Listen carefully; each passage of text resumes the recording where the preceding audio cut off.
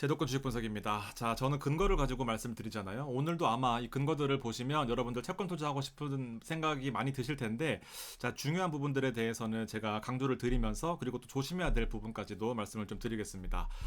자, 그 투자하는 데 있어서 매크로 투자라는 게 있습니다. 경제, 거시 경제를 예측하고 예컨대 이제 금리를 언제 내릴 것이며 금리를 내리기 위한 조건들을 잘 파악해서 물가가 떨어지고 고용이 안정화되고 이러면 금리를 떨어뜨릴 수 있겠구나라고 예측하면서 실질적으로 조금 더 남보다 앞선 그런 투자를 하는 것이 바로 매크로 투자의 장점인데, 자, 함부로 했다가는 큰일 납니다. 자, 작년 말부터 금리를 고점을 찍고 올해 초부터는 금리를 낮출 것이다라고 하면서 채권에 투자하신 분들이 많아요. 자, 근데 여러 가지 조건들이 있었고 실제로 금리를 낮추기 위해서는 또 정치적인 부분까지 엮여서 생각보다 쉽지 않습니다. 자, 그런데 9월부터는 금리 인하 가능성이 월가에서는 100%로 보고 있다라는 정도로 시장에서 어느 정도 좀 컨센서스가 많이 형성되어 있는 그런 국면입니다. 자, 한 가지 포트만 몰빵하시면 절대 안 됩니다. 자, 요것도 여러 가지 ETF의 분산 투자 전략 중에서 한 가지 비중을 높일 수 있는 그런 전략이 될 수 있겠지만 절대로 한 가지에 100% 몰빵하게 되면은 여러분들 저를 원망할 수밖에 없는 그런 상황이 오게 됩니다.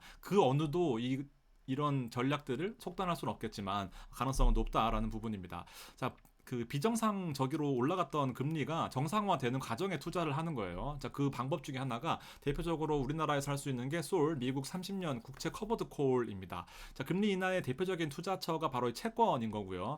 그리고 이 전략이 가장 좋은 이유는, 자, 여기 보시면 아시겠지만 연금에서도 가능하고요. IRP, ISA 전부 다 가능합니다. 자, 왜냐하면 배당이 연에 12%가 넘게 나와요. 물론 현재까지의 배당을 종합해서 미래의 배당을 예측했을 때 12% 정도지만 실적으로 나올지 안 나올지도 모르겠지만 현재까지 배당은 거의 12%가 넘어가는 이제 그런 숫자입니다. 그러다 보니까 배당에 대한 세금이 생각보다 많이 나올 수 있어요. 물론 커버드 콜에 대한 뭐 세금이 조금 적게 나오는 부분도 있고 과표가 증가되는 부분에 대해서 세금이 나오는 것도 있고 여러 가지 좀 방법이 있겠지만 어쨌든 연에 10% 넘는 배당에 있어서는 좀 부담스러운 게 사실이다라는 겁니다.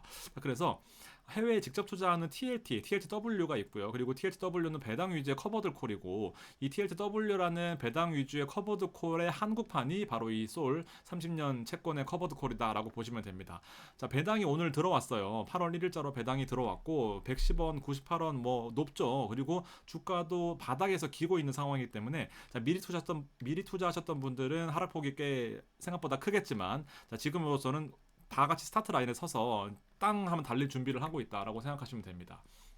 어제 말씀드렸던 것 중에 제가 중요한 인사이트를 많이 얻는 것들이 바로 이런 이제 사이클이거든요. 경제 사이클인데 금리를 낮췄을 때 어떤 것들이 좀 유망할 것인가를 반대로 생각해 보면 금리를 높였을 때 어떤 것들이 안 좋았냐를 볼 수 있죠. 대표적으로 장기 채권들이 안 좋았습니다. 그리고 리처도 마찬가지였고요. S&P도 안 좋았습니다. 실질적으로 S&P는 분산 투자를 해놨기 때문에 어떤 종목을 어떻게 투자하더라도 일단 개별 종목보다는 장기적으로 봤을 때는 우세할 수 있는 가능성이 크지만 또 최근의 트렌드는 ETF에 투자하면서 S&P를 나눠서 투자하기보다는 엔비디아나 테슬라나 뭐 이런 개별 종목들을 화끈하게 투자하는 또 그런 분들이 많기 때문에 S&P에 있어서는 솔직히 ETF가 별로 크게 인기는 없습니다. 자, 근데 이 분산 투자 입장에서는요, S&P가 무너질 때, 이건 왜냐하면 공격적인 투자 성향이 강하잖아요. 근데 채권은 상대적으로 지수와 반대로 가는 성향. 그리고 리츠 같은 경우에는 어제도 말씀드렸던 것처럼 임대료는 고정이지만 비용적인 측면에서 봤을 때는 금리가 낮아지게 되면은 조달 비용이나 어떤 그 비용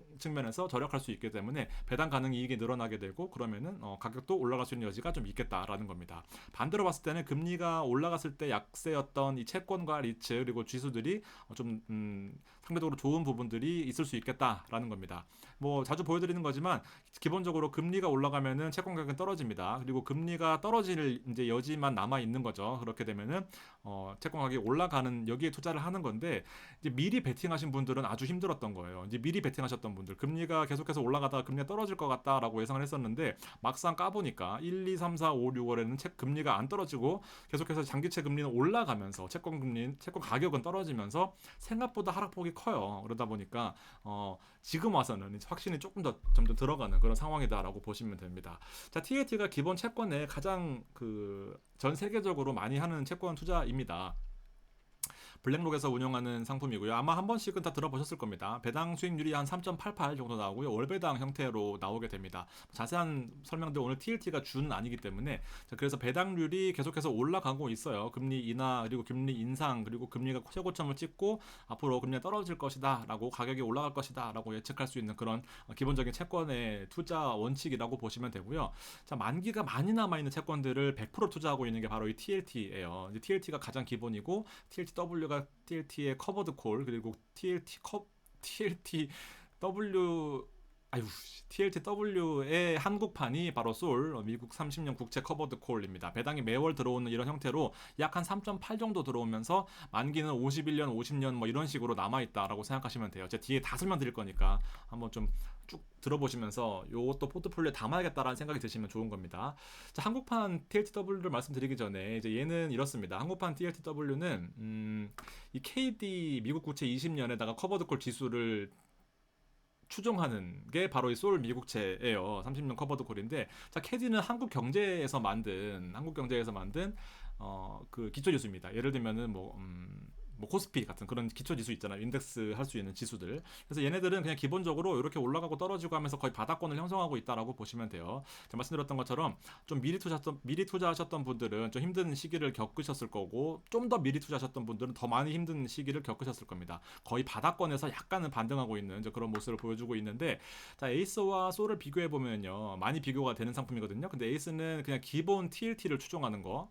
그다음에 얘는 이제 TLTW를 추정하는 겁니다. 자, 수익률을 보시게 되면 얘는 한 7% 정도 수익을 기본적으로 나타내고 있고, 자, 얘는 한 3% 정도입니다. 배당만 받는 거고요. 얘는 커버드 콜이다 보니까 실제로 커버드 콜의 가장 기초적인 원리가 요거잖아요. 자, 콜옵션에 대한 프리미엄을 얻는 겁니다. 실제로 콜옵션 매수자는 이렇게 된 차트를 바탕으로 할 텐데, 콜옵션 매수자는 요 프리미엄을 주고 대신에 여기까지는 꽝이지만 만약에 채권 가격이 급등하게 되면, 금리가 급락하게 되면, 채권 가격이 급등하게 되면은 수익을 대박으로 얻는 구조인데, 실제로 금리가 안 올랐죠, 안 내렸죠. 그러다 보니까 계속 꽝만 나는 거예요. 꽝만 나다 보니까 TLTW가 훨씬 더 나은 수익을 가져왔다라는 겁니다. 왜냐하면 실질적으로 콜옵션은 계속 꽝만 났었는데, TLTW는 만약에 금리가 인하해서 가격이 급등하게 되면은 이 손실만큼을 물어줘야 되다 보니까 결국 수익률이 이렇게 되는 거거든요. 그러니까 상방이 제한되는 구조인데, 지금은 금리가 안 떨어지고 채권 가격은 계속 안 오르거나 보합이거나 이러다 보니까 이 프리미엄을 계속해서 얻는 구조인 거예요. 그러니까 TLT 같이 기초 자산에 투자하는 채권보다 TLTW가 좀 더 나은 성과를 기록하고 있다라는 겁니다. 그냥 채권만 들고 있으면 이렇게 되는 거죠. 채권 가격이 오르면 좋은 거고 떨어지면 안 좋은 거고. 근데 기본적으로 이렇게 뒤로 밀리는 이유는 커버드 콜의 형태로 이 프리미엄을 받기 때문에 이렇게 바로 빠지는 게 아니라 이렇게 요만큼은 버퍼가 있다라는 거죠. 하방은 조금 더 나아지는 형태, 상방은 제한되는 형태인데, TLTW가 지금으로서 가장 좋은 이유는 결과적으로 이 커버드 콜의 장점을 극대화시킬 수 있는 현재 상황이다라는 겁니다. 근데 자, 제가 이제부터 조금 더 주의점을 말씀을 드릴 거예요. 자, 금리 인하 시기에 대표적인 이 섹터가 결과적으로는 이 채권과 리츠라고 설명을 좀 드렸습니다.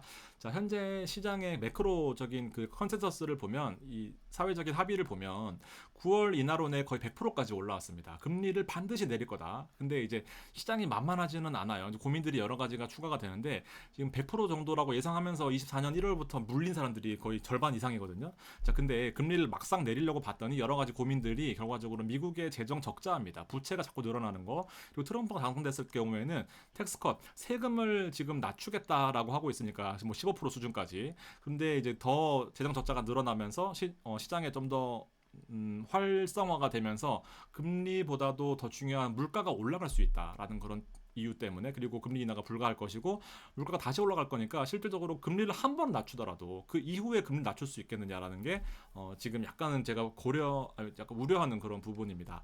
TLT와 W, 솔 이렇게 있는데요. 제가 보시면은, 자, 시나리오가 이렇게 세 가지가 있습니다. 제일 중요한 포인트예요. 잘 보세요.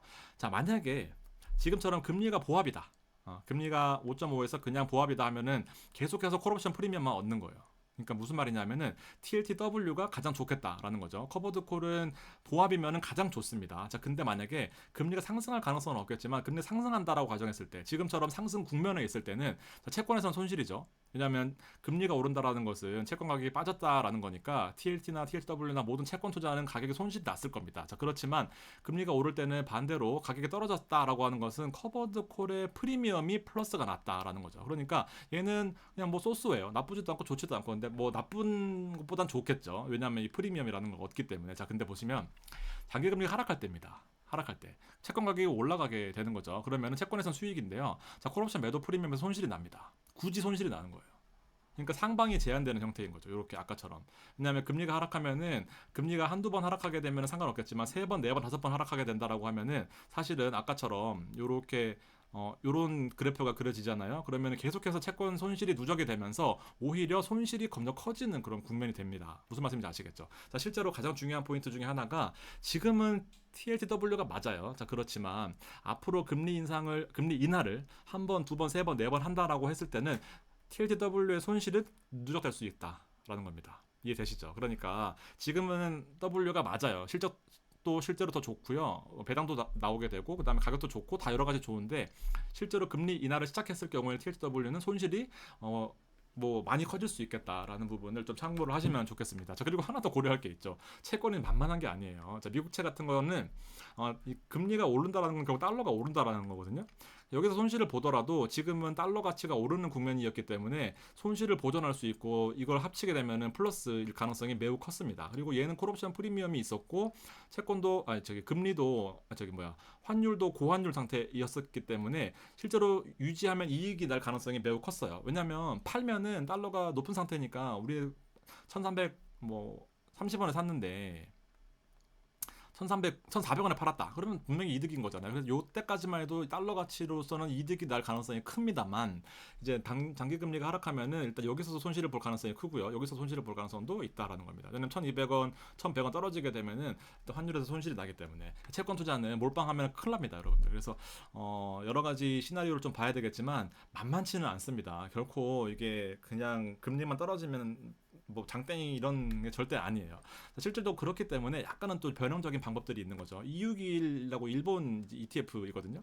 그러니까 얘도 지금 TLT가 US 미국에서 상장이 되어 있는데 EU21이라는 코드를 써요. 우리나라 003540 뭐 이런 것처럼 3545 이런 것처럼 삼성전자 이런 것처럼. 근데 얘는 일본입니다. 똑같은 상품을 일본에 상장했기 때문에 엔화로 사는 거예요. 근데 지금 보시면 엔화가 많이 올랐죠.